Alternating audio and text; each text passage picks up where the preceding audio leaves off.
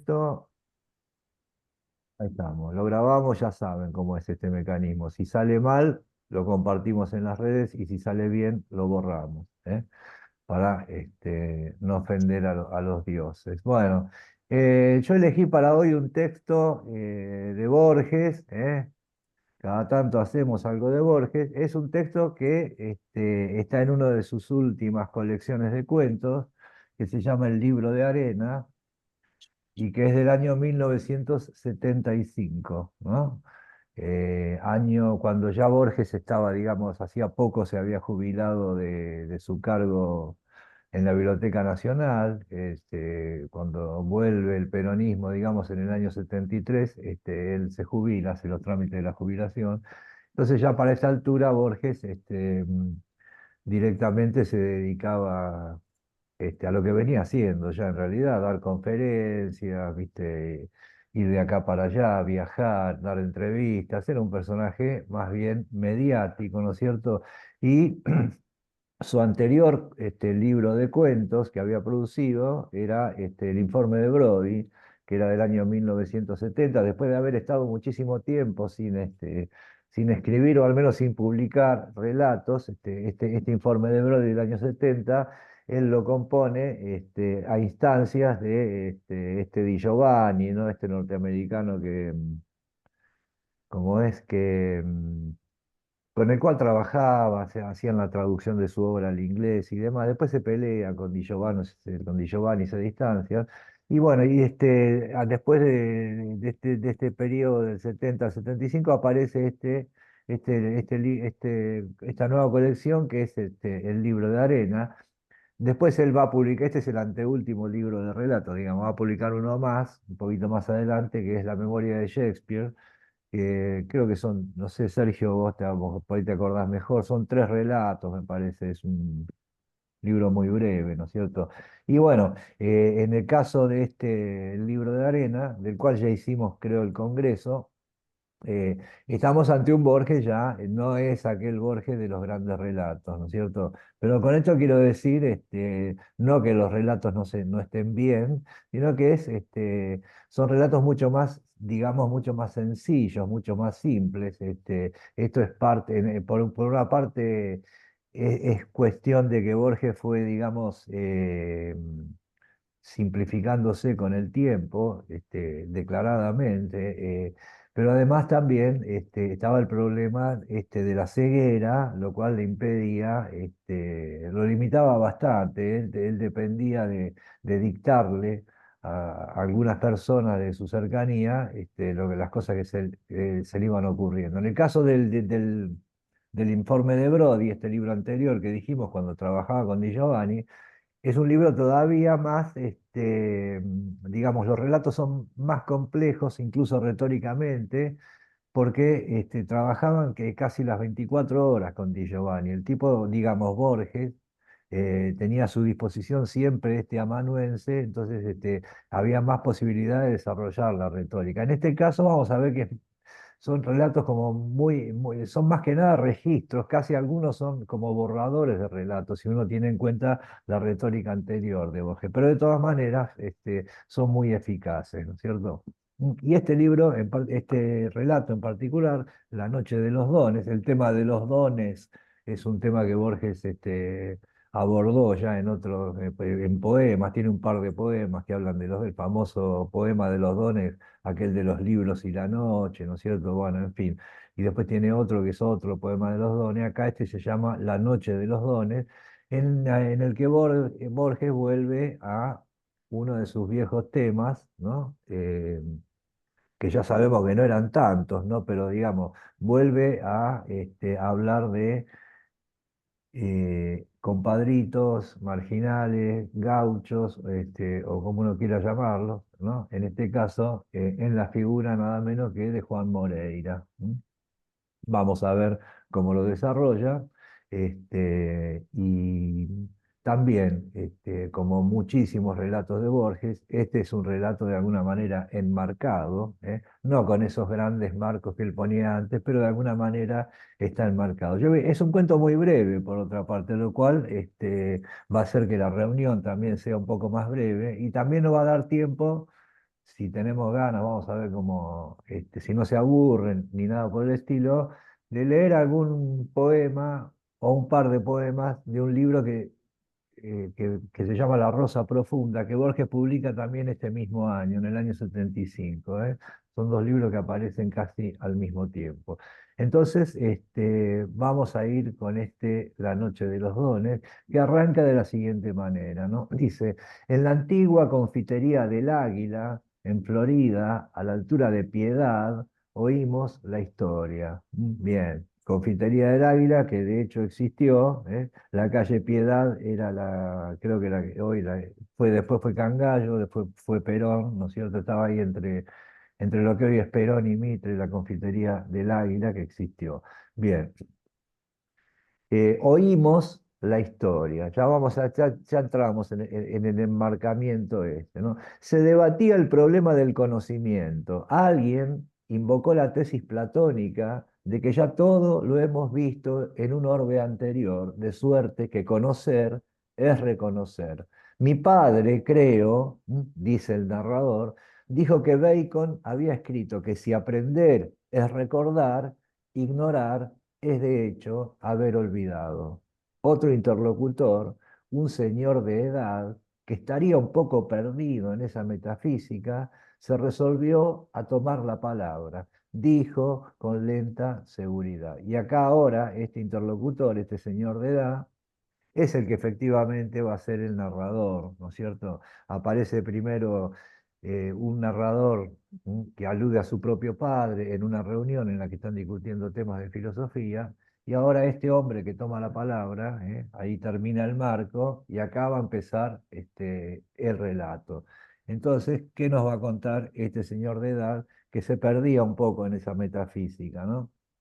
Dice así, no acabo de entender lo de los arquetipos platónicos. Nadie recuerda la primera vez que vio el amarillo o el negro, o la primera vez que le tomó el gusto a una fruta.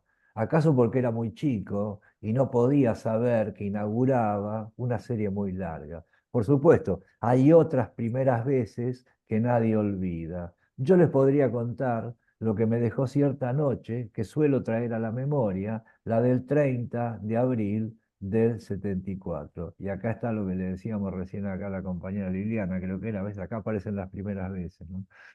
Está lleno de primeras veces. La mayoría de las primeras veces se olvidan, pero algunas primeras veces no se olvidan. Vamos a ver cuál es el caso de esta primera vez tuya con nosotros. Bueno, sigamos.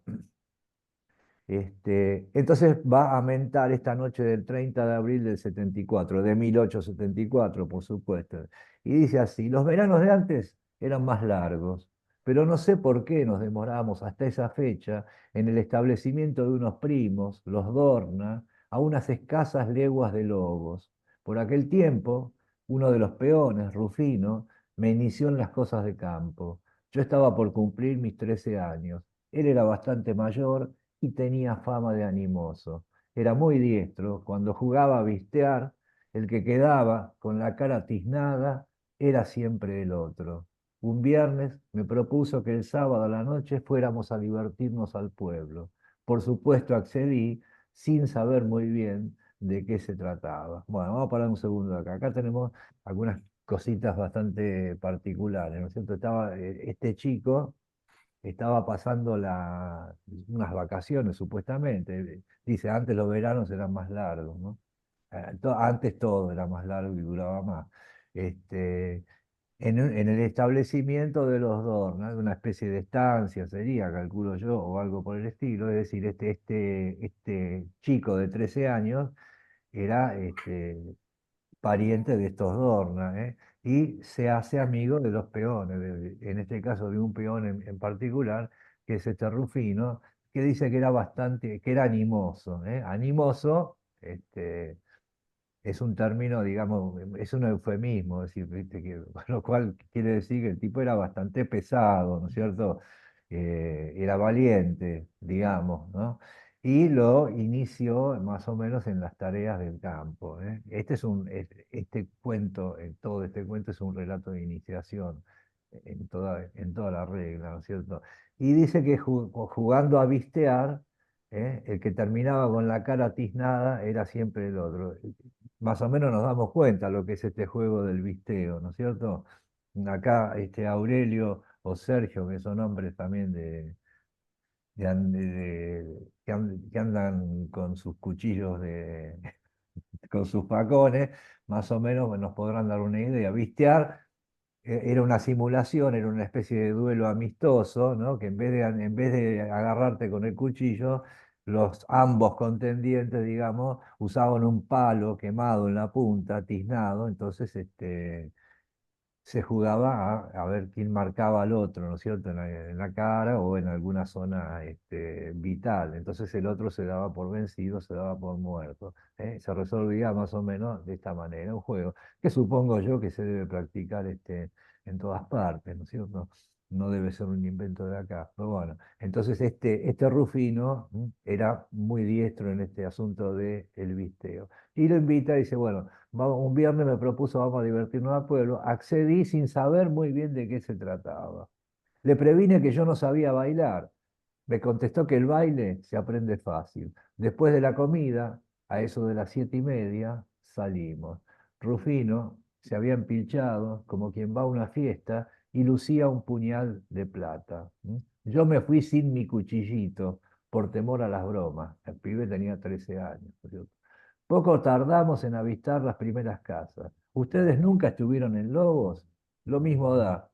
No hay un pueblo de la provincia que no sea idéntico a los otros, hasta en lo de creerse distinto. ¿Qué les parece? Eh, Acá pues, Aurelio, que anda por Pergamino, nos podrá corroborar, ¿viste? Bueno, no sé si Pergamino es una ciudad o es un pueblo, ¿viste? A mí me suena como que dice Aurelio, efectivamente, tal cual, dice. Bueno, entonces convengamos entonces que Pergamino es distinto de todos los otros pueblos, ¿viste? Eh, Aunque se parezca un poco. Bien. Los mismos callejones de tierra, los mismos huecos, las mismas casas bajas, como para que un hombre a caballo cobre más importancia. En una esquina nos apeamos frente a una casa pintada de celeste o de rosa, con unas letras que decían La Estrella. Atados al palenque había unos caballos de buen apero. Por la puerta de calle, a medio entornar, vi una endija de luz. En el fondo del zaguán había una pieza larga, con bancos laterales de tabla, y entre los bancos unas puertas oscuras que darían quién sabe a dónde. Ese es el lugar, ¿no? La Estrella, este establecimiento. ¿A dónde darían esas puertas oscuras que habían entre los bancos? ¿Quién sabe? Bueno, no importa, sospechamos algo, ¿no? Un cusco de pelaje amarillo salió ladrando a hacerme fiesta. Había bastante gente, una media docena de mujeres con batones floreados, iba y venía. Una señora de respeto, trajeada enteramente de negro, me pareció la dueña de casa. Rufino la saludó y le dijo, aquí le traigo un nuevo amigo que no es muy de a caballo. Ya aprenderá. Pierda cuidado, contestó la señora. Esto es encantador, ¿no es cierto? No es muy de a caballo, le dice. Ya aprenderá. Ya le había dicho antes, a bailar se aprende fácil, ¿no es cierto? Bueno, y acá con el tema del caballo, esta mujer, esta señora, toda vestida de negro, a diferencia de las otras mujeres que iban con batones floreados y que parecía ser la dueña de la casa, dice, ya aprenderá, pierda cuidado. Bien. Entonces ya estamos con toda la situación, están todas las cartas arriba de la mesa. ¿Eh? Vamos a ver qué es lo que aprende este muchacho, ¿no? Sentí vergüenza. Para despistar o para que vieran que yo era un chico, me puse a jugar con el perro. En la punta de un banco, en la punta de un banco, sobre la mesa de cocina ardían unas velas de cebo en unas botellas y me acuerdo también del bracerito en un rincón del fondo. En la pared blanqueada de enfrente había una imagen de la Virgen de la Merced. Voy a parar un segundo acá porque quiero decir algo que tiene que ver con lo que dijimos al principio, ¿no es cierto? Este tema de que Borges dependía a esta altura totalmente de dictar estas cosas a alguien, ¿no? Este, y eso se nota en la construcción del texto. ¿Viste? Y si ustedes se fijan, son todos casi, hay muy pocas oraciones subordinadas, digamos. cosa que en otros relatos sí, ¿no es cierto? Y muchas veces en otros relatos son, bastante de la gracia de los relatos son esas subordinaciones que hace Borges. Acá prácticamente no hay oraciones subordinadas. Son todas frases telegráficas, ¿no es cierto? Punto seguido, punto seguido, punto seguido. Cada frase va agregando algo. Son como enumeraciones más que nada. Eso se nota muchísimo, ¿no?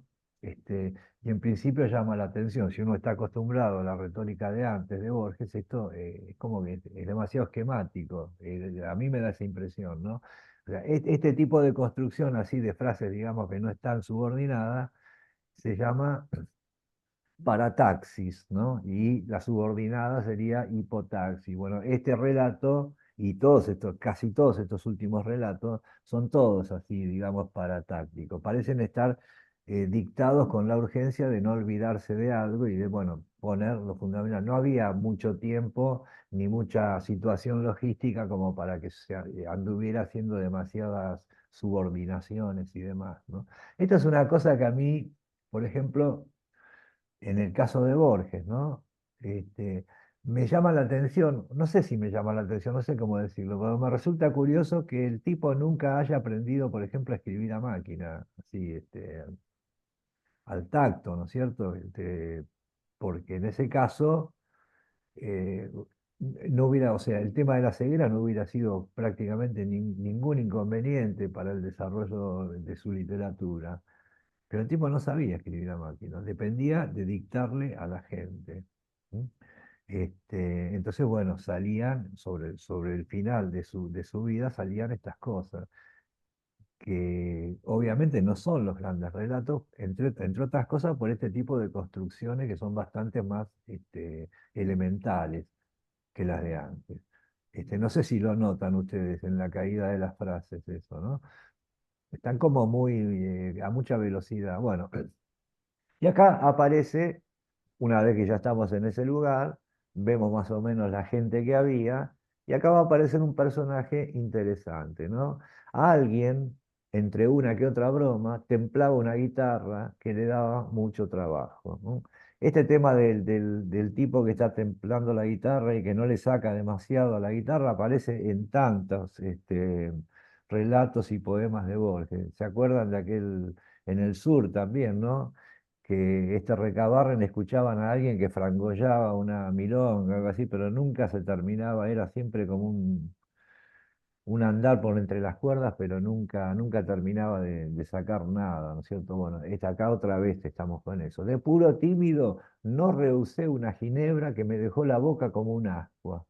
Entre las mujeres había una que me pareció distinta a las otras. Le decían la cautiva. Algo de ahindiado le noté, pero los rasgos eran un dibujo y los ojos muy tristes. La trenza le llegaba hasta la cintura. Rufino advirtió que yo la miraba. Le dijo, volvé a contar lo del malón, para refrescar la memoria.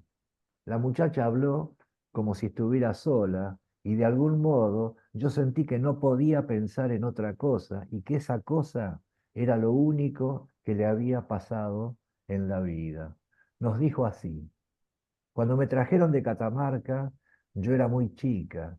¿Qué iba yo a saber de malones? En la estancia ni los mentaban de miedo. Como un secreto, me fui enterando que los indios podían caer como una nube y matar a la gente y robarse los animales. A las mujeres las llevaban a tierra adentro y les hacían de todo. Hice lo que pude para no creer.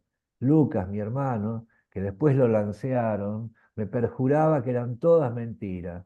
Pero cuando una cosa es verdad, basta que alguien la diga una sola vez para que uno sepa que es cierto. A mí me parece que ahí hay una gran observación, ¿no es cierto? Hay una gran observación. Este, fuera de todos los eufemismos y fuera de todas esas cuestiones, cuando uno intuye que algo es verdad, viste, una vez que lo escuchó ya sabe inmediatamente que eso es cierto. Y acá, bueno, todo este relato que hace la cautiva es otro relato enmarcado dentro del relato enmarcado que veníamos escuchando, ¿no? Hay otro nivel, ¿eh? Tiene varias capas. Bueno, El gobierno les reparte vicios a los indios, ¿no? Vicios y hierbas para tenerlos quietos, pero ellos tienen brujos muy precavidos que le dan su consejo. A una orden del cacique no les cuesta nada atropellar entre los fortines que están desparramados. De puro cavilar, yo casi tenía ganas que se vinieran y sabía mirar para el rumbo que el sol se pone. No sé llevar la cuenta del tiempo, pero hubo escarchas y veranos y yerras y la muerte del hijo del capataz antes de la invasión. Fue como si los trajera el pampero. Yo vi una flor de cardo en una zanja y soñé con los indios. A la madrugada ocurrió.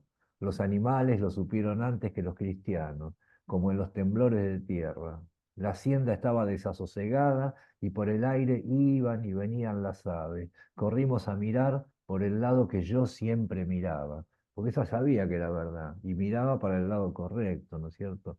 ¿Quién les trajo el aviso? Preguntó alguno. La muchacha, siempre como si estuviera muy lejos, repitió la última frase. Corrimos a mirar por el lado que yo siempre miraba. Era como si todo el desierto se hubiera echado a andar. Por los barrotes de la verja de fierro vimos la polvareda antes que los indios. Venían a malón, se golpeaban la boca con la mano y daban alaridos. En Santa Irene había unas armas largas que no sirvieron más que para aturdir y para que para que juntaran más rabia. Hablaba la cautiva como quien dice una oración, de memoria. Pero, acá vuelve el chico, ¿no? Yo oí en la calle los indios del desierto y los gritos, un empellón y estaban en la sala, y fue como si entraran a caballo en las piezas de un sueño. Eran orilleros borrachos. ¿Qué tal? Acá se mezcla el relato de la cautiva con lo que efectivamente ocurrió en la realidad. Y estamos otra vez, ¿no es cierto? Los indios en el caso de la cautiva y estos compadritos borrachos que eran los homólogos de los indios en esta época en que transcurre la historia, ¿eh? ¿Quiénes entran? Los bárbaros, otra vez, ¿no es cierto? La eterna cuestión de Borges, ¿no? Acá aparecieron. Lo que antes fueron los indios y después fueron los gauchos, ahora eran unos compadritos borrachos. La misma irrupción de la violencia, ¿no es cierto? Bueno, y se le mezcla con el relato de la cautiva. No era que se los estaba imaginando, ¿no? Ahora en la memoria los veo muy altos. El que venía en punta le asestó un codazo a Rufino que estaba cerca de la puerta. Este se demudó y se hizo a un lado. La señora, que no se había movido de su lugar, se levantó y nos dijo, es Juan Moreira. Y acá aparece el personaje de este relato, Juan Moreira. Después de tantos años, de tanto hablar de compadritos, ¿no es cierto? Y de tanto hablar de orilleros y de gauchos, Martín Fierro, bla, bla, bla. Acá, así como Borges cerró en el sur la muerte de Martín Fierro, acá va a reescribir un poco la muerte de Moreira, ¿no es cierto? Acá aparece Moreira. Esto es una operación típicamente borgiana. ¿M? Es Juan Moreira, dijo la mujer esta. Bien. Pasado el tiempo, ya no sé si me acuerdo del hombre de esa noche o del que vería tantas veces después en el picadero, ¿no es cierto? En el circo criollo. ¿No? Pienso en la melena y en la barba negra de Podestá, pero también en una cara rubiona picada de viruela. Y acá está saboteando ya la cuestión otra vez, así como hizo antes con el tema del sur y de Martín Fierro, o sea, dice, bueno, pienso, cuando se escucha Moreira, uno piensa en la leyenda de Moreira y en el éxito tremendo que fue la figura de Juan Moreira a través de los Podestá, esta compañía de actores, en el circo criollo, melena negra, barba negra. Incluso después de muchísimos años retomó Leonardo Fabio esta leyenda, o sea, la leyenda digo en cuanto a porque Moreira existió, ¿no es cierto? También, nada menos que con un gran actor de la época, o sea, una cosa muy estilizada, muy idealizada, ¿no es cierto? Entonces, pero ese tipo recuerda una cara rubiona y picada de viruela. Acá ya nos está desmintiendo un poco lo que después pasó a ser la figura popular, este santo laico, ¿no es cierto? Bien. Según la leyenda, Moreira era rubio. ¿Cómo, perdón? según lo que cuentan, era Rubión Moreira. Sí, claro, era Rubión, sí, efectivamente. Pero, viste, este alude a la melena y la barba negra de los Podestá, con que lo representaban, ¿no es cierto? Que es decir, está haciendo una clara diferenciación entre, otra vez todo comillas, ¿no es cierto? La representación teatral y la realidad por el otro lado. Lo dice así como al pasar, pero nos deja el sabotaje para que resbalemos nosotros ahí. Vamos a ver después qué pasa con Moreira, porque más allá del cuento hay cosas interesantes para decir de Moreira, ¿no? Bueno, este, picado de viruela. El Cusquito, este que le había hecho fiestas al niño, salió corriendo a hacerle fiestas. De un talerazo, Moreira lo dejó tendido en el suelo, cayó de lomo y se murió moviendo las patas. Aquí empieza, de veras, la historia. Fíjense, Moreira, este héroe, este santo laico, ¿no es cierto?, este justiciero, acá con esa mínima imagen, esa mínima escena de matar al perro de un talerazo, el Cusquito, ¿no es cierto?, que le fue a hacer fiesta, o sea, esa escena es más violenta que si el tipo se hubiera cargado a un hombre, ¿no es cierto? Lo dejó y se murió moviendo las patas el perro. ¿M? Entonces, eso me parece que da el calibre de lo que era este tipo, de lo que eran todos estos tipos que entraron en realidad ahí. Bueno, perfecto. Aquí empieza de veras la historia. Otra vez, otro rulo más. Bueno, gané sin ruido una de las puertas que daba a un pasillo angosto y a una escalera. Arriba me escondí en una pieza oscura. Fuera de la cama, que era muy baja, no sé qué muebles habría allí. Yo estaba temblando. Abajo no cejaban los gritos y algo de vidrio se rompió. Oí unos pasos de mujer que subían y vi una momentánea endija de luz. Ya había visto antes una endija de luz, ¿no es cierto? Después la voz de la cautiva me llamó como en un susurro. Yo estoy aquí para servir, pero agente de paz, acércate, que no te voy a hacer ningún mal. Ya se había quitado el batón, me tendí a su lado y le busqué la cara con las manos. No sé cuánto tiempo pasó. No hubo una palabra ni un beso. Le deshice la trenza y jugué con el pelo, que era muy lacio, y después con ella. No volveríamos a vernos, y no supe nunca su nombre. Un balazo nos aturdió. La cautiva me dijo, podés salir por la otra escalera. ¿M? Fíjense, en nada, en dos frases prácticamente nos pone en el nudo de la cuestión, ¿no? De esta noche de los dones. Bien. Así lo hice y me encontré en la calle de tierra. La noche era de luna. Un sargento de policía con rifle y bayoneta calada estaba vigilando la tapia. Fíjense cómo son, esto es una sucesión de oraciones, sin casi ninguna subordinación. Se rió y me dijo, a lo que veo, sos de los que madrugan temprano. Algo debí contestar, pero no me hizo caso. Por la tapia, un hombre se descolgaba. De un brinco el sargento le clavó el acero en la carne. El hombre se fue al suelo, donde quedó tendido de espaldas, gimiendo y desangrándose. Yo me acordé del perro. El sargento, para acabarlo de una buena vez, le volvió a hundir la bayoneta. Con una suerte de alegría le dijo Moreira, lo que es hoy, de nada te sirvió disparar. De todos lados acudieron los de uniforme que habían ido rodeando la casa y después los vecinos. Andrés Chirino tuvo que forcejear para arrancar el arma. Todos querían estrecharle la mano. Rufino dijo riéndose a este compadre, ya se le acabaron los cortes. Yo iba de grupo en grupo, contándole a la gente lo que había visto. De golpe me sentí muy cansado. Tal vez tuviera fiebre. Me escurrí, lo busqué a Rufino y volvimos. Desde el caballo vimos la luz blanca del alba. Más que cansado, me sentí aturdido por esa correntada de cosas. ¿Mm? Hasta ahí el relato. He acá va a cerrar el marco. Por el gran río de esa noche, dijo mi padre. El otro asintió. Así es. En el término escaso de unas horas, yo había conocido el amor y yo había mirado la muerte. A todos los hombres les son reveladas todas las cosas, o por lo menos todas aquellas cosas que a un hombre le es dado conocer. Pero a mí de la noche a la mañana, esas dos cosas esenciales me fueron reveladas. los años pasan y son tantas las veces que he contado la historia que ya no sé si la recuerdo de veras o si solo recuerdo las palabras con que la cuento. Tal vez lo mismo le pasó a la cautiva con su malón. Ahora lo mismo da que fuera yo o que fuera otro el que vio matar a Moreira. Y ahí termina el relato. Bueno, abran los micrófonos si quieren, vamos a charlar un rato, porque acá hay algunas cositas que pueden ser interesantes, o no, ¿viste? Pero veremos. ¿Qué les parece este relato? Esto lo digo para que me den tiempo y me tomo un mate, ¿no?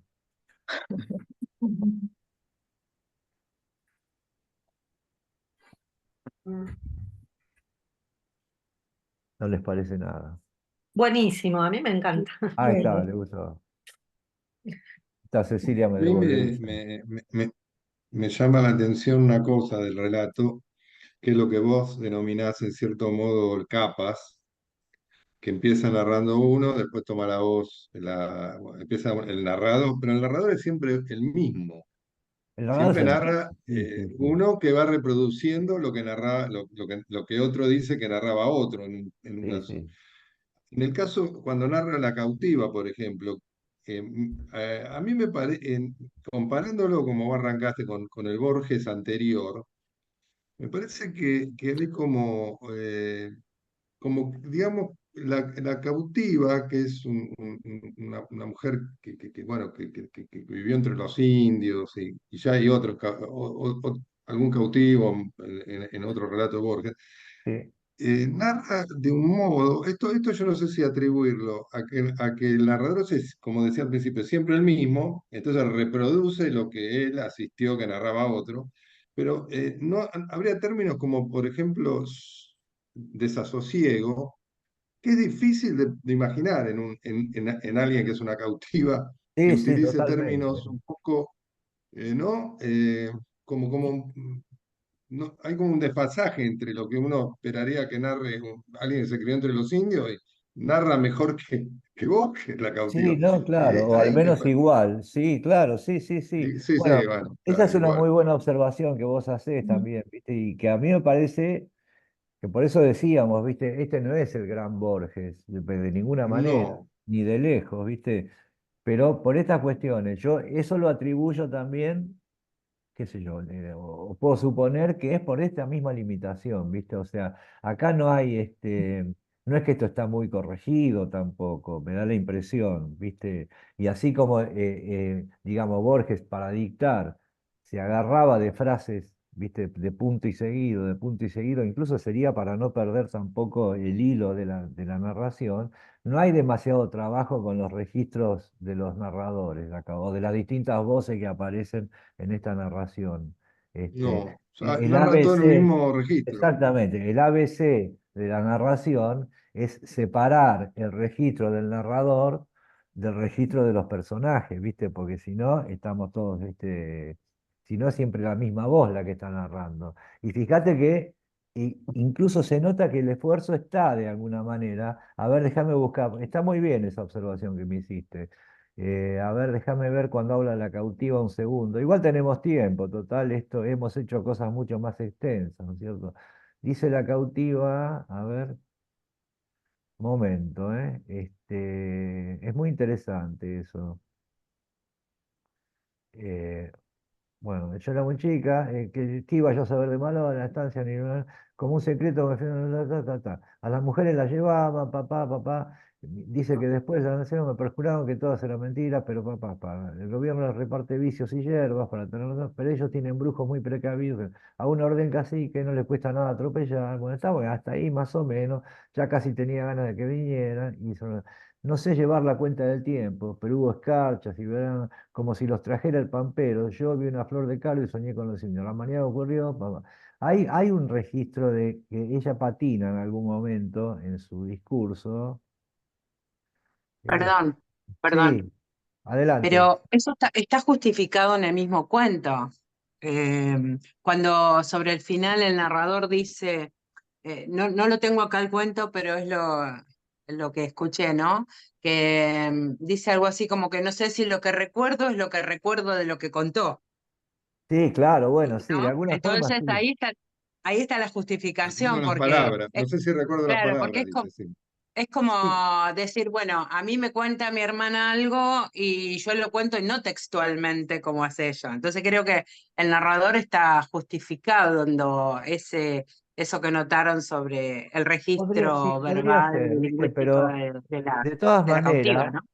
sí, sí, eso podría ser, ¿viste? O uno lo puede aceptar también de esa manera, pero de todas maneras no es muy propio eso tampoco de otras narraciones de Borges. O sea, para mí tiene más que ver con lo que señala acá Rubén, ¿viste? Digamos, hay cierto descuido este, para mí es eso, ¿viste? Es, por un lado, la urgencia del dictado, la urgencia de que no se te escapen lo que se te está ocurriendo. No podés ser demasiado prolijo al dictar algo, ¿viste? Porque, bueno, eh, Borges tira el esquema del cuento, básicamente, que es lo que queda registrado. Después, o sea, cualquier escritor vuelve sobre ese esquema y ahí es donde le mete su impronta, digamos. Acá eso falta, ¿viste? O al menos un poco falta algo de eso. Pero bueno, puede ser que el narrador, al justificarse al final, justifique también este registro de la cautiva. Pero no hay diferencia, no hay mucho. Bueno, ahora no lo encuentro, ¿viste? Porque tampoco vamos a perder demasiado tiempo con eso, pero fíjate después, Rubén, que en el discurso de la cautiva hay algunos coloquialismos, ¿viste? Y cosas que no serían correctas, como que hubo un intento de darle un registro distinto, pero no está logrado eso, de todas maneras, ¿viste? En los Muy parecido. relatos con capas hay unos cuantos de Borges que logra identificar mejor a Sí, los sí, personajes. claro, sí, sí, sí, sí. Y bueno, Isaías, ¿no? Claudia, Sí. Claudia ahí estaba levantando la mano. No, A está ver, bien, Claudia, sí, gracias. Claudia. Dale, Claudia, que yo No, estoy medio, viste, yo medio. Sí, No, por favor, gracias. Yo lo que pensaba es que en esas frases cortas que sí. pone sin subordinadas y demás, un poco le gana en agilidad y en ritmo al cuento, por cuanto la verdad es que el personaje central también en muy poco tiempo tuvo vivencias muy fuertes, como que se curtió y pasó por experiencias muy fuertes de amor, de violencia, de descubrimientos tan vertiginosos en tan poco tiempo que tal vez el uso de las oraciones cortas así un poco contribuyan a ese ritmo veloz, ¿no es cierto? No, Y seguro.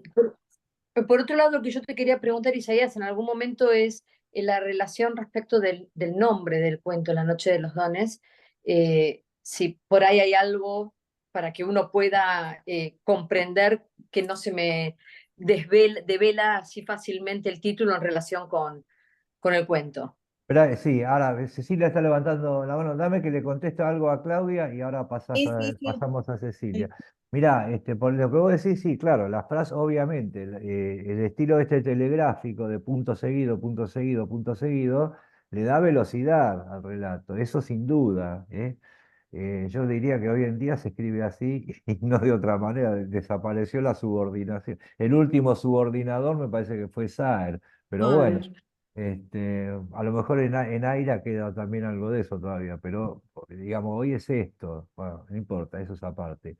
Eh, pero me parece que no tiene tanto que ver con la intención digamos, de aglutinar muchas experiencias en un texto breve, porque Borges era el campeón del mundo de los textos breves, aún subordinando y demás. Me parece más una cuestión de necesidad logística, digamos, en todo caso de registro del cuento. Y en cuanto a los dones, al título, bueno, los dones son estos. Él tiene un poema famoso, ahí está, no la veo a Claudia esa, ahí está, sí. Cambian de lugar. Ahí está, sí, porque se me corren viste, cosa que a mí me horroriza, porque yo los quiero tener siempre en el mismo lugar a todos. Este, Cuando doy clase, los alumnos siempre se sientan en el mismo lugar, pues no es porque yo le diga, pues sino porque quedan así, ¿viste? Quedan para siempre en el mismo lugar. Pero acá no es el caso. Te decía que lo de los dones, el poema famoso de los dones, ¿viste? Que dice, ¿te acordás? Nadie rebaje al lágrimo reproche, bueno, los libros, es digamos, el desafío de poner como un don o como dones lo que serían limitaciones también, en el caso del poema, ¿viste?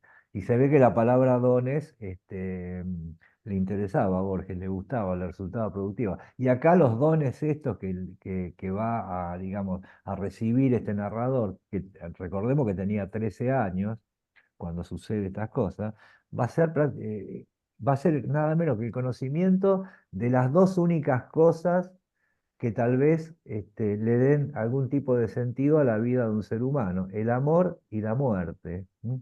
Todo en el mismo paquete y en la misma noche, la noche de los dones, ¿viste? Eso sería el título. No creo que haya demasiado más que eso en el título, ¿no? Recordemos que para Borges, eh, o sea, digamos, la vida de un ser humano se comprimía en un momento decisivo, ¿viste? Había un momento en la vida de cada ser humano que era una sinécdoque de su destino. Cruz cuando se pasa a pelear con Fierro, ¿viste? Un momento que resignificaba toda la vida de una persona. En este caso, bueno, esta noche, nada menos que yendo a lo que él pensaba que era que iba a ir a bailar al pueblo. Obviamente este Rufino lo llevaba a otra cosa, ¿no? Lo llevaba para que se hiciera hombre de a caballo, porque no era muy de a caballo, no era nada de a caballo todavía, digamos.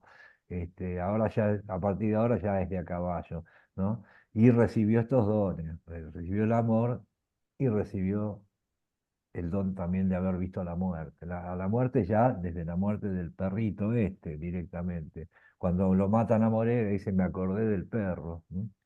El tipo como el perro quedó ahí moviendo las patas y los brazos, ¿no? Después que lo ensartó Chirino. ¿No? Ahías, Sí. Ahí inclusive hay está una, Cecilia, ¿eh?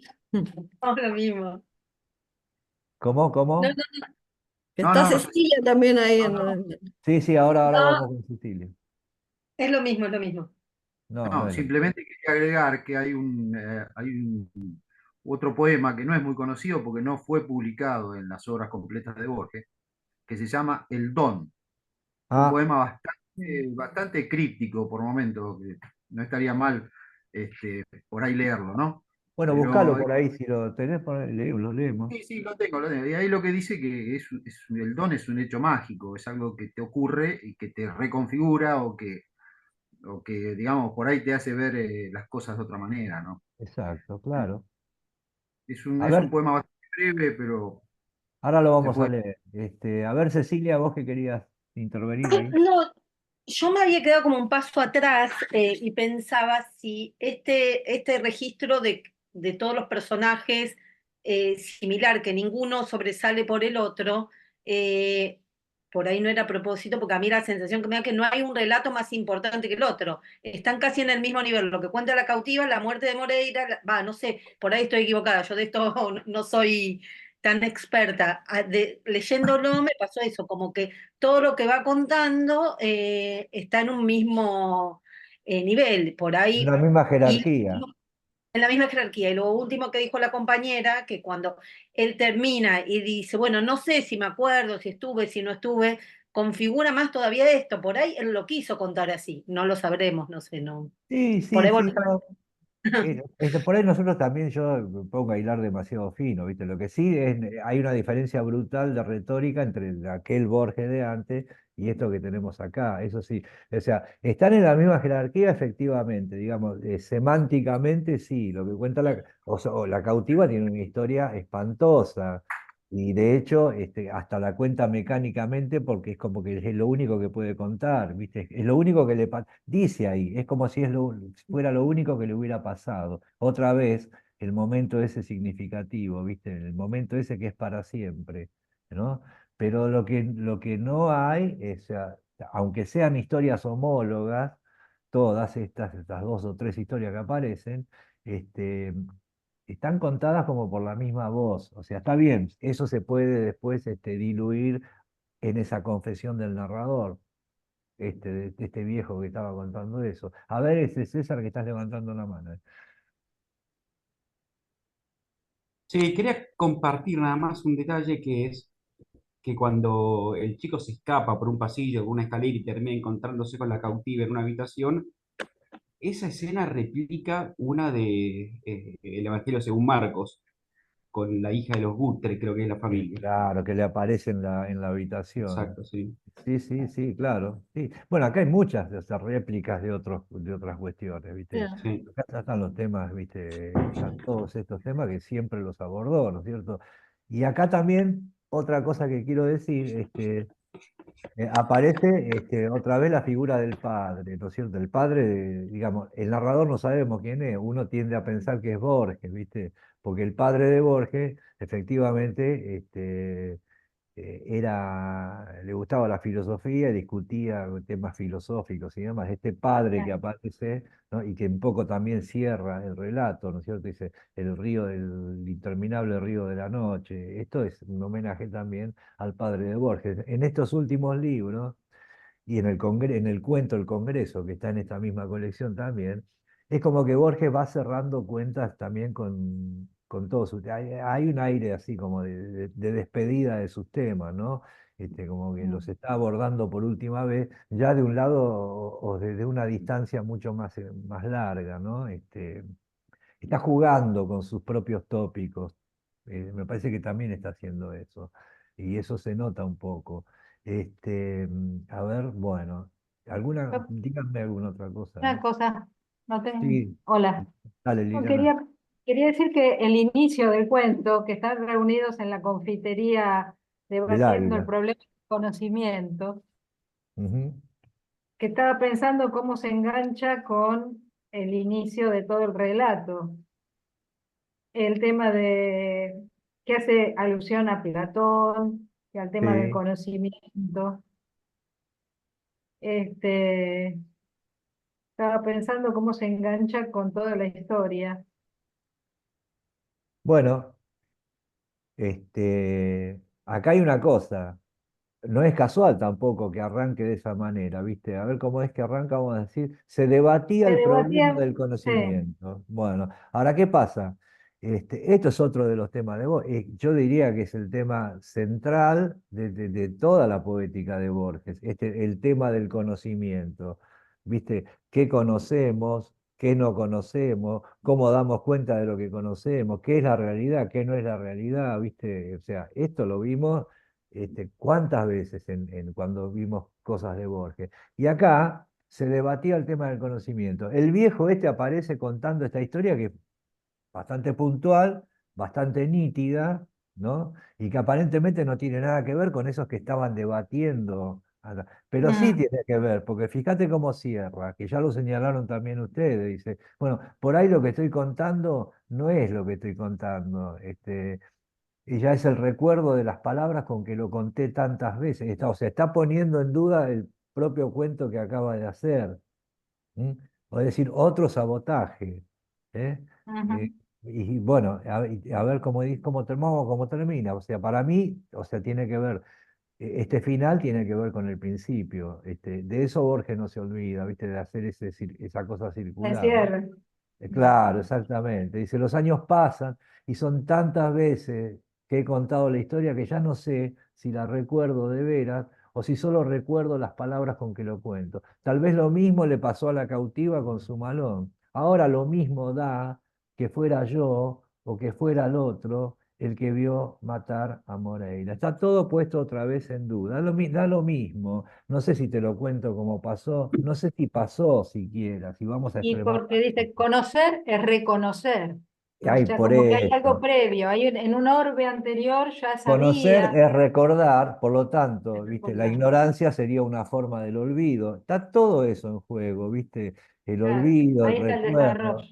la ignorancia, el conocimiento, ¿viste? O sea, está todo puesto en duda. Y en Borges esto es permanente. O sea, lo hace en algunos relatos con alto vuelo, digamos, filosófico, y en con algunas observaciones sagaces. A esta altura, Borges era dueño de una astucia que le permitía resolver con Claro. poquitas cosas todas estas cuestiones. Pero está puesto eso, lo que hay atrás del cuento, y eso uno de los golpes de Borges, ¿viste? Que todavía se puede percibir acá en este relato que es mucho Sí. más esquemático, ¿no? Es decir, proporcionarnos una aventura interesante, porque digamos, la historieta en sí es interesante. Es un episodio más de la saga de Juan Moreira. Si uno lo quiere tomar así, perfecto. A mí me funciona, me entretiene y me satisface. Pero eso es la superficie. Y atrás está el problema del conocimiento y de cómo se transmiten las historias y de los relatos y de las leyendas y de la verdad y de la mentira o de la realidad que siempre está puesta en cuestión. La realidad, esa llamada realidad de la que nunca podemos terminar de dar cuenta. ¿Eh? Si todos hubiéramos estado en ese momento cuando lo mataron a Moreira, digo, los que estamos acá, estaríamos dando versiones parecidas pero distintas del mismo hecho. ¿Viste? Según dónde nos hubiera tocado estar en ese momento. Entonces, y eso es lo que está, lo que Borges dice es eso. Por eso arranca directamente con el problema del conocimiento. Porque él podría haber hecho directamente hablar a este viejo. Dice, bueno, les voy a contar una historia. Podría haber arrancado así el relato. Que me pasó en la noche del 30 de abril del 74. Pero no. Borges enmarca sus relatos, casi todos, no digo todos, pero muchísimos relatos de Borges están enmarcados. ¿Qué quiere decir que están enmarcados? Bueno, eso es un recurso estilístico. Por un lado es para darle un juego a la narración, pero por otro lado, ¿m? este, en el caso de Borges, me parece a mí, es más importante el marco que la historia en sí, ¿eh? Porque el marco es el que mete el sabotaje a lo que va a contar. Entonces el marco es el que nos induce a nosotros a preguntarnos otras cosas que ya no son la historia que vamos a leer, Exacto. ¿viste? Que va un poquito más allá o un poco más acá, pero que no es la historia. O sea, sí, disfrutamos también de la historia, pero disfrutamos de imaginar esa historia saboteada, ¿viste? También. O sea, es un valor agregado. Los marcos suelen darle un carácter ensayístico a los cuentos de Borges. ¿Se acuerdan Claro. del teólogo que lo Pasa vimos que, hace poco? Sí, Sergio. no, Isaías, lo que pasa es que ahí lo que puede llegar un poco no a confundir, lo que puede llegar un poco a complejizar, es que no es un desarrollo, digamos, de la teoría platónica, porque el que cuenta, en realidad lo primero que dice que él no está de acuerdo con la teoría platónica. Que no la entiende, dice No la directamente, entiende. que no, En claro. realidad, la teoría platónica, bla, bla, bla, No me por dejan ejemplo, hablar. si tomamos el diálogo del Sí, sí, menor, Adriana, paciencia. Está bien, está bien. perdón, Adriana. No, No, no, estaba dale. queriendo decir justamente lo tuyo, A Sergio. ver, dale, En el dale. primer párrafo yo le entiendo el sentido al relato. Justamente se contraponen. Por un lado se dice, alguien invocó la tesis platónica de la que todos hemos visto en un orden anterior, de suerte que conocer es reconocer. Mi padre creo que dijo que Bacon había escrito que si aprender es recordar, ignorar es de hecho haber olvidado. Este hombre yo creo que está recordando con esfuerzo y poniendo de manifiesto que lo platónico no tiene la menor idea, o sea que es un hombre que no entiende nada de la metafísica. Se largó a decir un recuerdo porque se habló de eso me parece que ahí está el Sí, sí, sentido sí, principal de bueno, la cosa. claro, sí, eso está bien, sí, sí. Además, no te olvides que, viste que dice, o sea, si Platón dice que recordar, o sea, ¿cómo es que dice? Sí, que el conocimiento en Aprender es definitiva es recordar. recuerdo, claro.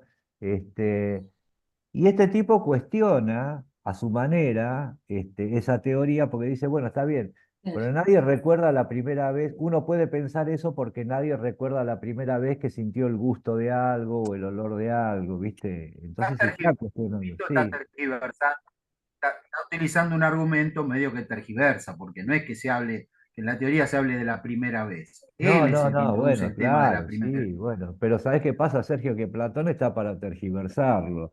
Pues, Claro. por, No, no, está bien, está bien, está bien. por eso es No, inmortal a eso y me por quería eso... referir. No, no, a eso me quería referir en el sentido que si no, no se entiende mucho qué es lo que se está discutiendo, ¿no? No, Porque no, el tipo claro, lo que claro. introduce es, como a mí me pasó esto, la primera vez que yo vi el amor y vi la muerte, Lo recuerdo.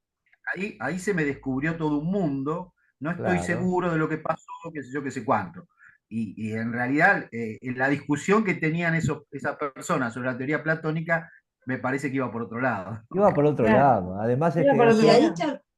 y ahí también me parece que se engancha esto de la dicción especial o de las palabras que utiliza la cautiva, porque cuando, como decía, no sé, una de las chicas, cuando uno quiere transmitir un recuerdo tan viejo, habla de una persona que en ese momento vaya a saber cómo ha estado ese chico en una situación totalmente nueva, las palabras las utilizó digamos, el viejo hablando del chico, lo que sí, sí, sí, escuchó. sí, O sea sí, que hay sí. como varias, no solamente capas, me parece interlocutores, no sé cómo llamarlo a Sí, eso. claro, claro, viste, son voces que se van pasando la posta, viste, todas filtradas por un mismo, digamos, en todo caso, como dijo Pero Rubén, me es parece, por un interesante. mismo narrador. A ver, Rubén, que se le está calambrando la mano, que la tiene levantada hace 10 minutos. Sí, sí, no lo dejamos.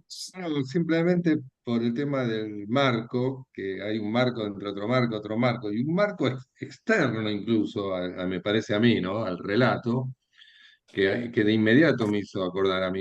Es como uno tiende, yo enseguida cuando empieza el cuento, y quien refiere y que dice, intervino mi padre, yo digo, este es Borges asistiendo, porque él lo contó, Borges, digamos, Borges persona, ¿no? Sí, Lo sí, contó que él iba a unas reuniones, no me acuerdo en qué bar, si mal no recuerdo, en el 11 y la estaba perla. Macedonio Fernández, y Macedonio Fernández con otra gente discutiendo temas metafísicos, y él decía que él era un joven y que lo dejaban participar como escucha, ni siquiera opinaba. Toda esa situación, el comienzo de este cuento me recordó toda esa situación. E inmediatamente dije, este es Borges hablando del padre. Claro, Exacto, claro, es una aunque inferencia mía. no, No hay pero está nada bien porque, o que lo sea, justifique. ni que lo desmienta tampoco, porque es verdad, o sea, lo que vos decís, acá el personaje no sabemos quién es ese primer narrador que habla de su padre, pero obviamente Macedonio Fernández era amigo del padre de Borges en principio, y este iba un poco así colado, hasta que después él mismo se hizo amigo de Macedonio, en estas reuniones que se daban en la Perla de Once, en la vieja Perla de Once, ¿no es cierto? Que hablaban justamente de metafísica, de filosofía y demás. Sí. Está bien, sí. Es otro marco, es efectivamente, un primer marco. Hay varios marcos acá. Alguien más quería decir alguna cosita, me parece, ¿no? A Bueno, ver, algo a que ver, iba a decir Cecilia. yo, ahora, Sí, que no sé si tiene que ver, pero que me pasa a mí, que cada vez que leo un cuento de Borges, como ahora, siempre te remite a otro anterior, como decís vos. No pude no pensar en el inmortal, no pude no pensar en los teólogos, como dijiste. Si bien no es un cuento en el cual en este nos adentre ni en la filosofía, ni en siempre te deja algo picando como para acordarte de alguna otra cosa previa que leíste. No sí, sé sí, si sí. te pasa a mí sola o es algo... No, Sí. no, es justamente acá, incluso lo dijimos, bueno, desde hace muchísimo tiempo que estamos haciendo algunas cosas de Borges. Ahí en Borges, bueno, si vos lo lees cronológicamente, digamos, o como venimos haciendo acá a veces, ¿no es cierto? Llega un punto en que Borges te llenó de señales, viste, vos te va dando el mapa, Borges, para leerlo. O sea, y estas remisiones que vos decís que te hacen acordar a otras cosas, esto es deliberado, ¿viste? El tipo va poniendo, ¿viste? Como las miguitas para que vos vuelvas a otras cosas, ¿viste? Llega un momento que adquirís familiaridad con esto. Exactamente, eso te iba a decir. Por eso cuanto más lo lees, viste que Exacto, a los neófitos nos pasa que al principio nos costaba abordar Borges. Y cuanto más lo lees, más te familiarizás y es como que exacto, necesitas seguir leyendo para seguir elaborando distintos pensamientos, ¿no? Eso es lo exacto. A ver, interesante. Liliana, No, una cosa que, una pavada, pero que en el Aleph, Beatriz Viterbo, creo que es, muere Viterbo. al 30 de abril. Y Ah, acá hablan del 30 de abril. No, me parece, mirá, te voy a discutir un poco ahí. La candente mañana de febrero en que Beatriz Viterbo murió, es una mañana de febrero. La que muere el 30 de abril posiblemente sea la del Zaid, que ahora no me acuerdo cómo se llama, que también es un velorio y todo eso. Ah, puede Fíjate, ser entonces. buscá en el Zaid, porque Beatriz Viterbo murió en febrero. Ah, bueno. Sí, la Me acordaba candente. que alguna, Sí, esa Alguna del había muerto Said, el sí, 30 de abril. debe ser la Es el del Said. es el cumpleaños de Beatriz Viterbo, el 30 de Exactamente, abril. Ah, exactamente, es el bueno, cumpleaños. perfecto. Ahí estamos. Bueno, por Es algo, cuando, algo, entonces, es estamos cuando Yo con... tengo un Borges calendario llevaba, borgiano de fechas claro, ¿Tenés de un la calendario literatura de borgiano? Borges. ¿En cuando serio? el que llevaba los Sí, Ah, alfajores santafesinos.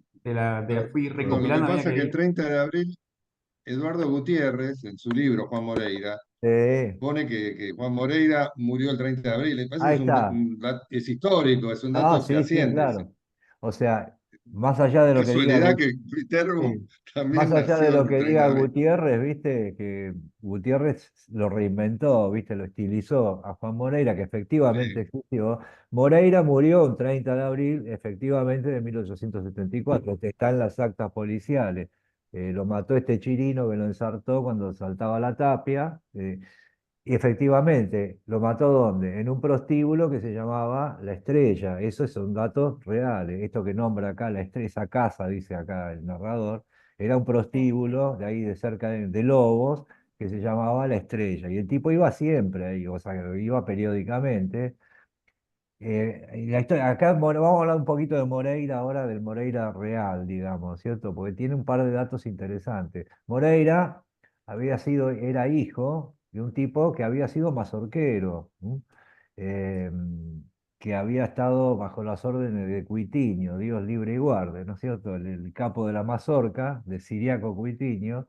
Y fíjense que a el padre de Moreira, Rosas lo hace fusilar por excesos cometidos en el desempeño de su tarea. Imagínense lo que sería, ¿no es cierto? Si Rosas te fusila por excesivo, buah.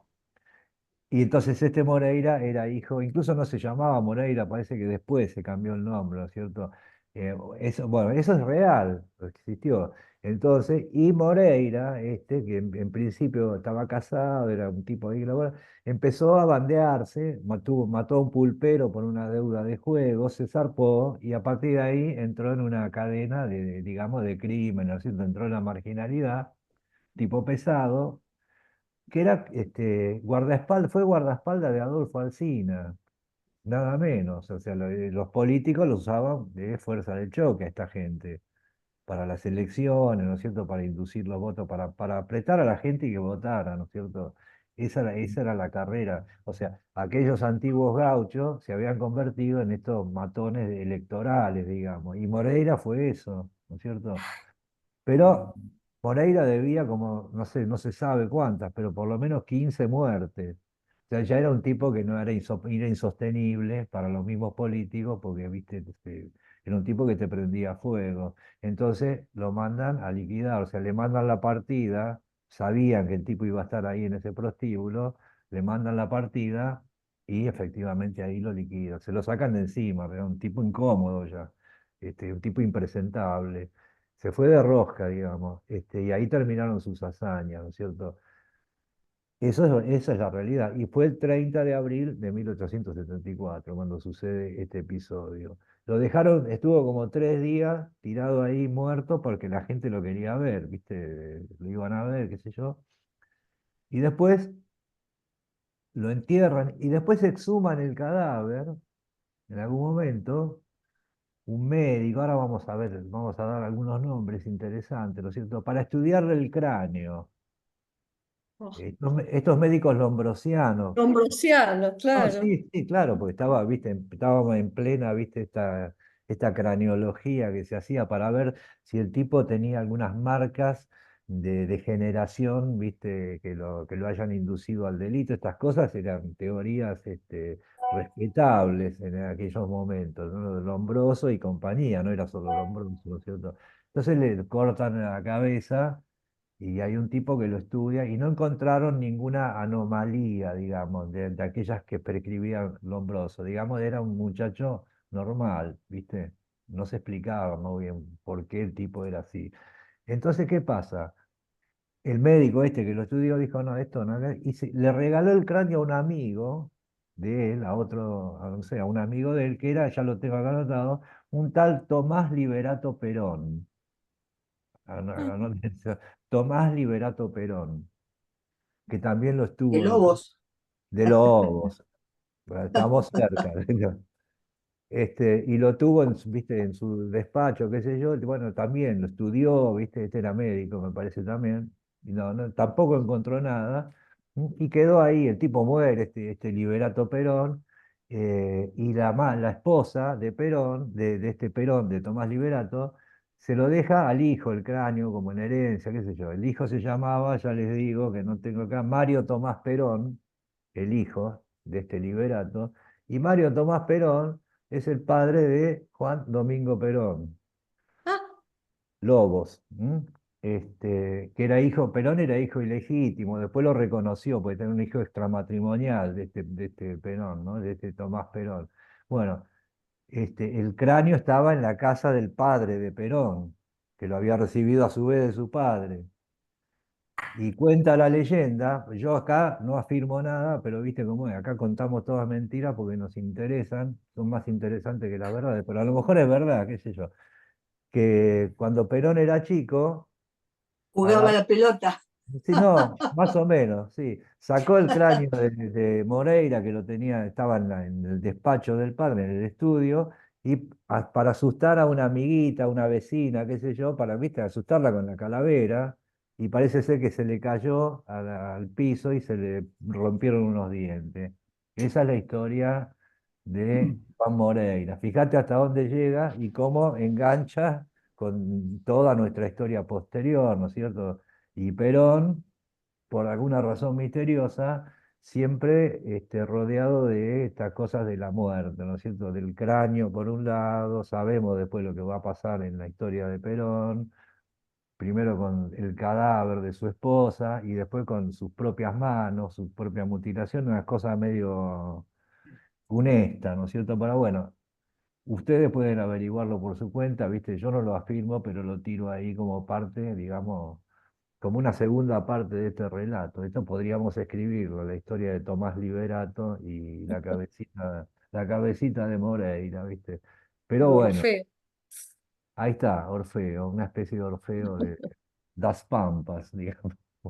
Así que bueno, este es el relato de La Noche de los Leones. Y me parece que es un relato interesante y a mí me interesa sobre todo también por esta cuestión, viste, más allá del relato en sí, esta cuestión de ir viendo y ir testeando las diferencias, ¿no es cierto?, entre las distintas etapas de Borges, ¿viste? Pensemos en Historia Universal de la Infamia y llegamos a esta enunciación así un poco paratáctica, ¿no es cierto?, y esquemática, ¿no? Hay una gran distancia, hay una gran distancia. Cuando, cuando Sí, preguntaste hoy al comienzo qué nos parecía el cuento, yo podría decir que era uno de los más sencillos de Borges, porque al lado claro, de Tlón, por ejemplo, bueno, claro. Tlón o cualquiera de los senderos o cualquiera de esos, que te rompes la cabeza y todavía lo seguís pensando, es muy sencillo. Es Vos, muy cuando sencillo, explicaste sí. que podía haber sido dictado y No, es que seguro, para fue dictado. concentrarse, Sí, sí, no, que no te quepa duda de que fue dictado, porque yo a esta altura Borges no, viste, incluso después tiene otro libro que va a venir después, que es La Memoria de Shakespeare, que es un rejunte de 3 cuentos, y todavía se nota mucho más, viste, es un libro todavía mucho más, digamos, desarticulado, viste. Siempre Borges va a tener cosas interesantes, obviamente. Ahora acá, en este último registro de Borges, Borges a esta altura era un maestro, digamos, de la literatura oral, porque era un tipo que se la pasaba hablando en los medios, viste, por todos lados, dando conferencias. Eso era perfecto, ¿no? Ahora, igual me gustaría cerrar leyendo un poema, porque vamos a ver alguna diferencia. Pero acá confluyen dos cuestiones. Una es esta, la limitación de la ceguera, y sobre todo en la prosa, ¿viste? Porque la prosa es algo que requiere bastante, ¿viste? Por lo menos memoria, en todo caso, si no podés plasmarlo inmediatamente. Pero también es la última, digamos, la última estación de esa huida, de ese escape de Borges de toda su vida, que desde aquel barroco joven que empezó siendo, él se fue simplificando a lo largo de los años, ¿viste? Hasta llegar a esta última cosa así casi telegráfica, ¿no es cierto? Bueno, eso es lo que quería decir con respecto a este relato de Borges. Me interesa, el libro de arena no es el gran libro de Borges, pero bueno, tiene estas cosas y nos sirven para, también es un placer estas comparaciones, ¿no es cierto? Y darse cuenta de algunas cuestiones, no simplemente de las historias, ¿no? Vamos a leer un cuentito, un poema de Borges que es de este mismo año, que se llama, es el primer poema con que arranca La Rosa Profunda, Yo se llama, ¿no? Cosa que en Borges también es medio raro, ¿no? Y dice así: la calavera, el corazón secreto, los caminos de sangre que no veo, los túneles del sueño, ese proteo, las vísceras, la nuca, el esqueleto, soy esas cosas, increíblemente. Soy también la memoria de una espada y la de un solitario sol poniente que se dispersa en oro, en sombra, en nada. Soy el que ve las proas desde el puerto.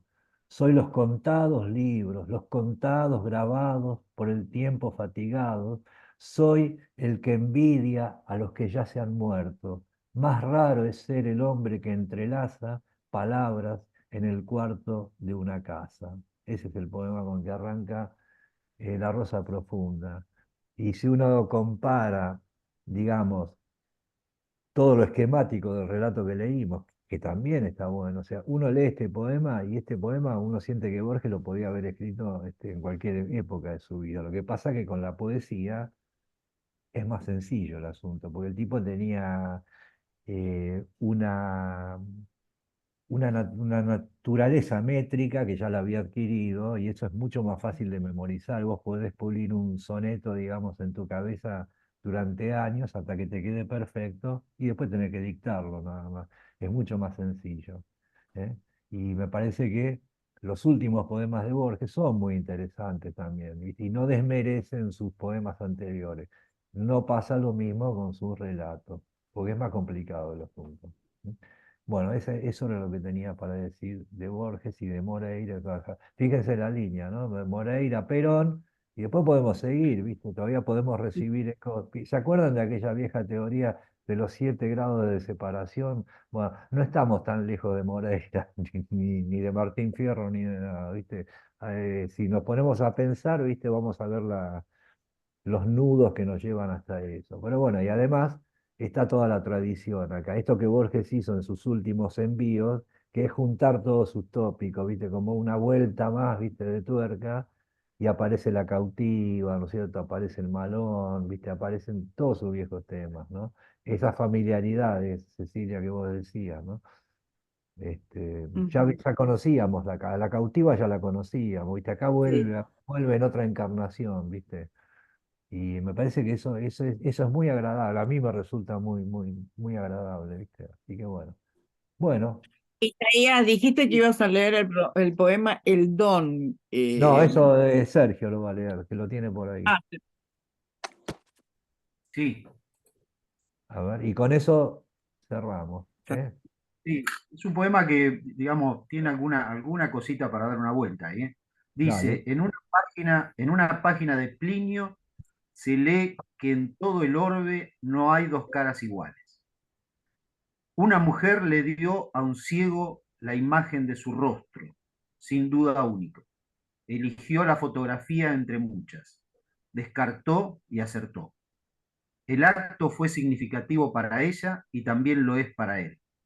Ella sabía que él no podía ver el regalo y sabía que era un regalo. Un invisible don es un hecho mágico. Dar a un ciego una imagen es dar algo tan tenue que bien puede ser infinito.